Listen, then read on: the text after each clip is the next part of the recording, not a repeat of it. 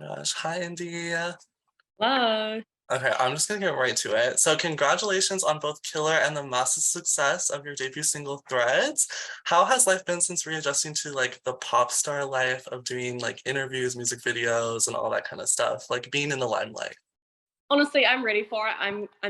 I feel like I'm quite a bubbly person, and I've been in suburbia for like 3 months, been back just at my parents' house just while because I wanted the support while I was releasing music. But honestly, I quite like it, so it's been kind of fun. It's been really fun, like going to a bar and someone recognizing me and being like, I love your song. So I'm like, oh, Uh, I love that.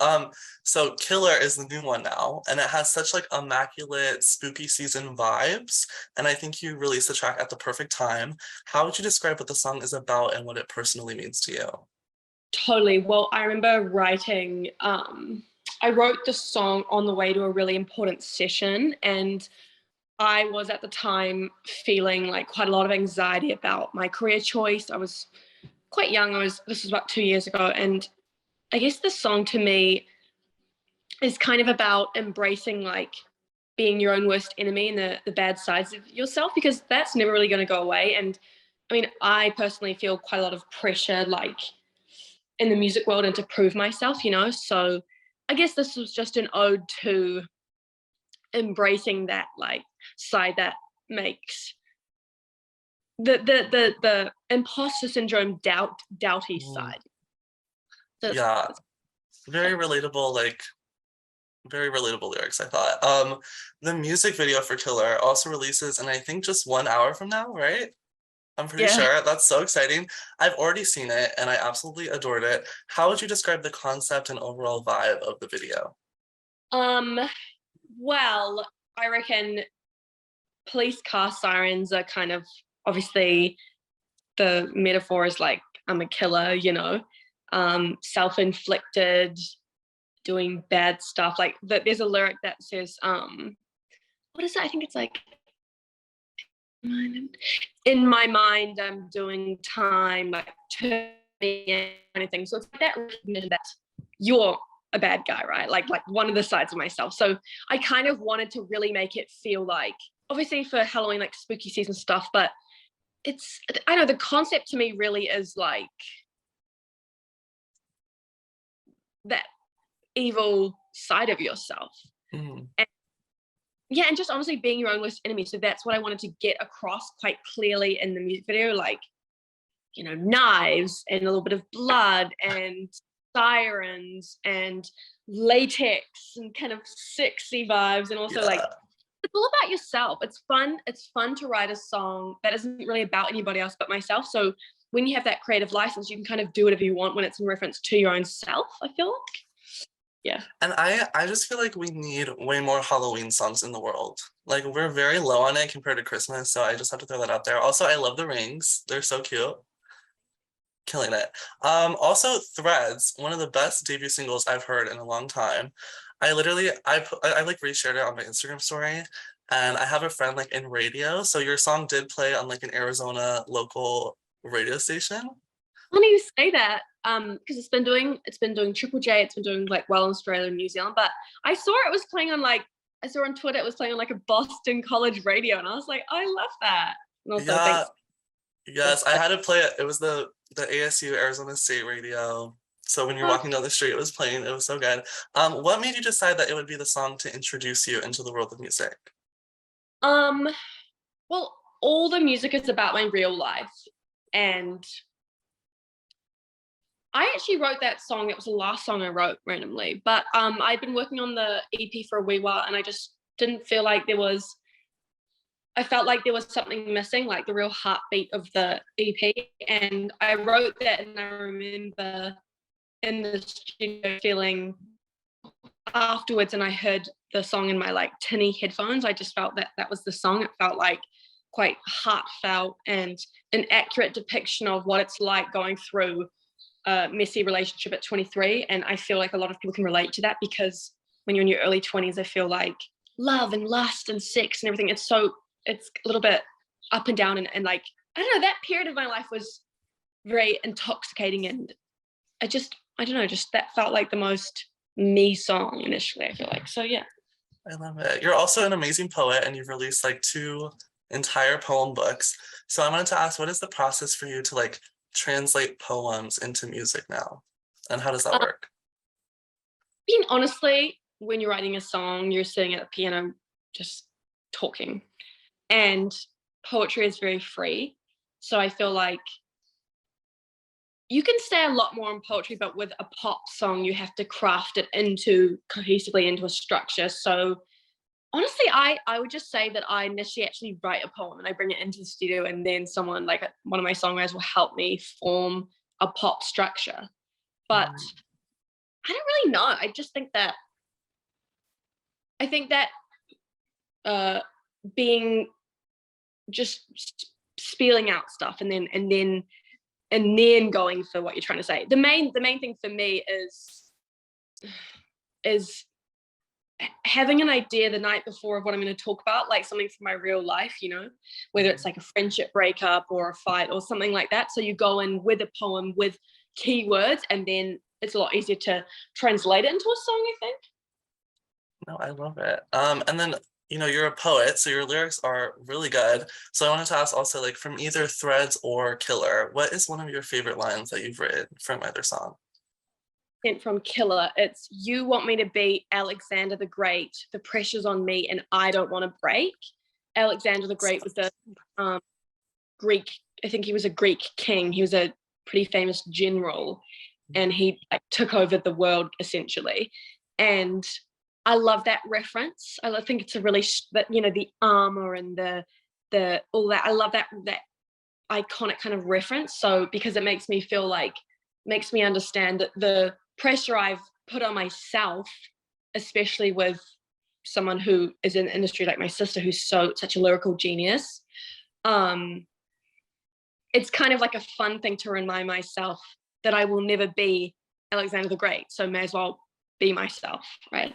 So I really love that line. I think it's like I want to get it on a t-shirt. I I really love like it. it. Or a tattoo. Or a tattoo, because okay, I was like contemplating, should I show you this? Because like I feel like you'll think I'm crazy. I only have one tattoo ever in my life. It is like right Oh my here. It's a melodrama tattoo. I have a line and then I have my best friend's initial. Oh, I love the like simplicity, but I love the album. That's I iconic. I got it 2 months ago, so this is like Oh, full circle. what's your favorite song on the album, do you think? Oh, see, this is a question I had for you too. But mine is always Supercut. I think, Yeah, mine yeah. is mine's definitely Liability Reprise, in my opinion. Ooh, that is such a good answer. Because the vocoder on it is, you listen to it when you're like, I don't know, for me, I would listen to it on the subway. That album came out in 2017, so that was when I just moved to New York. So, and Elle was doing shows and things like that, and I would always go to them. And so that is very much a soundtrack to my 19-year-old, 18-year-old self. Yeah, So yeah. perfect timing. And I just love like the kids in the choir line. Yeah. It's Yeah. just one of my For favorite me, parts. for me, it's the open room feeling of like how sad it feels, I guess. And vocoder is so distinct. It's a vocal effect, right? And it's so, to me, it's so like, I don't know. It's just a question that everyone always has. It just unanswered about like uh, the like being drawn to the stories of youth and confusion and messy love affairs. That's what I relate to. That's what I go through. So Yeah, yeah. I love it. And I was gonna ask too, the Yelich O'Connor family is just so powerful. Like Yeah. Sonia included. I love Sonia. Is there any advice your sister gave you about starting a career as a pop star, whether the advice be about making music or just like how to navigate being in the public eye now? Yes, totally. Yeah. And I think it's something we both can agree on, and it's to forge your own path and how important it is. Like this EP is about that, right? It's I'm my own person and I've had my own experiences and they're very vivid, and I've actually been a singer since I was 6. So I think, yeah, the most important thing that I got from her was to also one thing was to to be proud of what you write and try not to worry about the reception of things, because if you're writing something for other people, it's not going to ring true, right? So it's like I just gave my all to write something that I believed in, and then that's kind of what you can do. You can't write something you think people will like, and then you're not being true to yourself, and not So definitely that point, I would say, is very important. I love it. And I did some digging this morning. You have some of the best music tastes I've ever seen.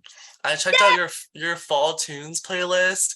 It's like Caroline Polachek, Ethel King, Florence and the Machine, Frank Ocean, the new Taylor Swift album, like the list goes on and on. Like best taste ever. So I wanted to ask, like, who is currently inspiring you in music recently, and is there anyone you'd love to collaborate with in the future? Holly Humberstone, I love her. She's great. Yeah, I honestly, I've always really loved Maddie Heatley.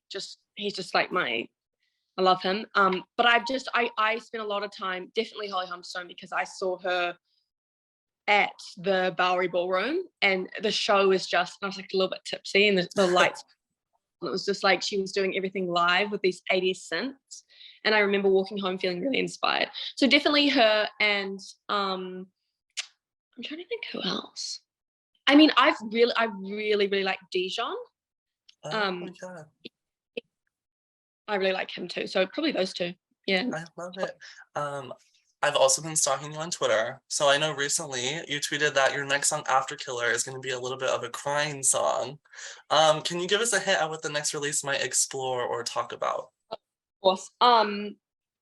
It's about, it's my favorite. It's like got violence. It's really sad. It's about returning home from a big city to your parents' house, and like Wait, that is too like relatable. there's a person there that you've outgrown, but the memories, it's that flame for when you were younger, the innocence of what you felt, and it's re-exploring that feeling. And that you've got to go, you've got to go back to the city, but it's that heartbreak of like what could have been, with that like innocence with someone that you really loved. So yeah, it's really sad. It's really, and the That's gonna lyric. hit so. Yeah. I can't. That is literally what I'm going through right now. So this is a lot for me to process, but Perfect to a T. Like I'm very proud of the lyrics in this, and there's a violin section, and it's like I'm stoked, honestly. so excited. Oh wait, what did you say? My manager, that's his favorite one. So Oh, okay. So I'll be there. I'll be there midnight. This is the last question. You also revealed that a 6-song EP is on its way. So what can you tell fans about the project will sound like, and what can they expect from the additional tracks? well, I think that the EP is it's very upbeat, very lyric focused. I think it just explores the themes of like my early 20s and love and loss, obviously suburbia to New York, those kind of things. Yeah, I wanted to kind of make one song for everyone. So I kind of wanted to try a few different styles, because I just listen to a lot of different kind of music. So I wanted to try like a fun pop song, a 70s sassy, sad kind of thing, and a ballad. I wanted to do an anthem, like kind of like Killer. So yeah, I don't know. I think they're just all really different, and I think that hopefully people will be able to relate to those themes of the early 20s and the confusion of that and stuff. So yeah. I'm so excited. I've streamed Threads like probably 200 times, so I can't wait. Thank you so much for speaking with me today, and I'm sending nothing but positive energy your way. Oh, thanks so much. I'm so excited. Thank you very Thank much. you.